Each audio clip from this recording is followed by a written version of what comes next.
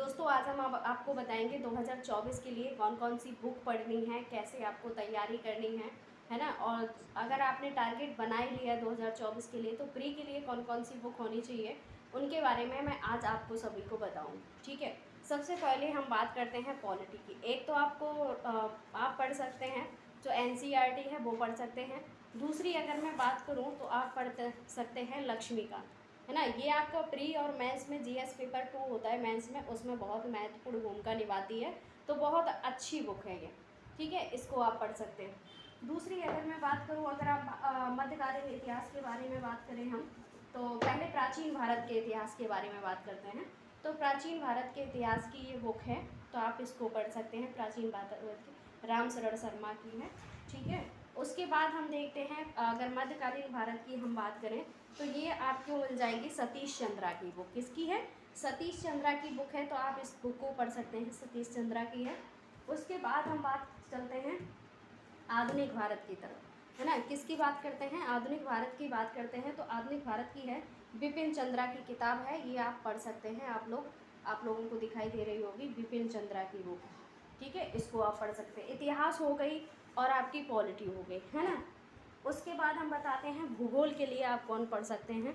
तो भूगोल के लिए देखो, एक तो ये आती है, ये आपको दिख रहा होगा, ये है आपकी DR खुल्लर की, है ना।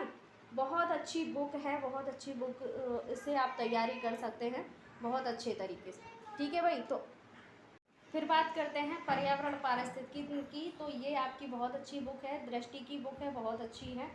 आप इसको भी बहुत अच्छे से पढ़ सकते हैं और ये आपके प्री और मेंस में बहुत महत्वपूर्ण भूमिका निभाती है, ये आप पढ़ सकते हैं। बात आती है विज्ञान के लिए कौन सी पढ़नी है, तो विज्ञान की हम आपको बता देते हैं, सारा इसमें मिलने वाला है। विज्ञान की NCERT आप ये पढ़ सकते हैं। ठीक है, इनकी अगर मैं बात करूँ तो ज्ञानचंद्र यादव की है, बहुत अच्छी बुक है, आप इसको पढ़ सकते हैं। साथ ही साथ हम आपको अगर हम बताएं इकोनॉमी के लिए और आपकी उसके लिए कला और संस्कृति के लिए बताने वाले हैं और उसकी बताने वाले हैं। तो दोस्तों आज हम बताने वाले हैं आपको भारतीय आपको इकोनॉमी की, अर्थव्यवस्था की बात करें तो अर्थव्यवस्था के लिए हम क्या कौन सी बुक पढ़ना पसंद करते हैं। सबसे ज़्यादा लोगों को देखा होगा तो आपने ये बुक पढ़ते हुए देखा हो।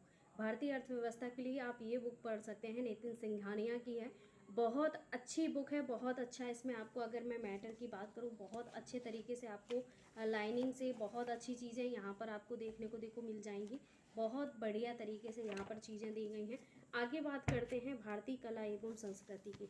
तो भारतीय कला एवं संस्कृति की जब आप पढ़ेंगे तो ये भी नितिन सिंघानिया की बुक है और बहुत अच्छे तरीके से इसमें भी मैटर दिया हुआ है, ग्राफ के द्वारा दिया गया है, कब कौन सा प्रश्न किस तरीके से आया हुआ है, सारी चीज़ें देखो फिगर वाइज आपको दी गई हैं और आपको फ़ोटो भी यहाँ पर दिखेंगी कौन सी। आसानी रहती है आपको पढ़ने में, बहुत अच्छे तरीके से आपको अच्छे ढंग से आपको पढ़ने में मिल जाएगी।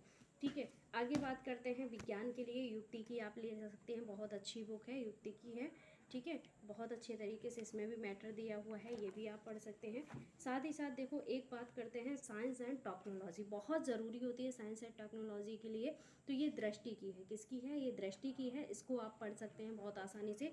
चीज़ें आपको कैसे दी गई होंगी, बहुत अच्छे यहाँ से कलरफुल है, बहुत अच्छे तरीके से आपको चीज़ें यहाँ पर मिल जाएंगी, बहुत बढ़िया तरीके से। ठीक है, तो आप ये सारी बुकें आप पढ़ सकते हैं प्रीलिम्स के लिए। ठीक है, साथ ही साथ इसमें कुछ मेंस की भी तैयारी हो जाती है। तो आप सभी के लिए ये सारी बुक बताई हमने, आप लोग ये परचेज़ कर लीजिए और अच्छे तरीके से मैं आशा करती हूँ कि आप 2024 के लिए बहुत अच्छे तरीके से प्रिपरेशन करेंगे। ठीक है, तो मिलते हैं नेक्स्ट वीडियो में, तब तक के लिए इतना ही।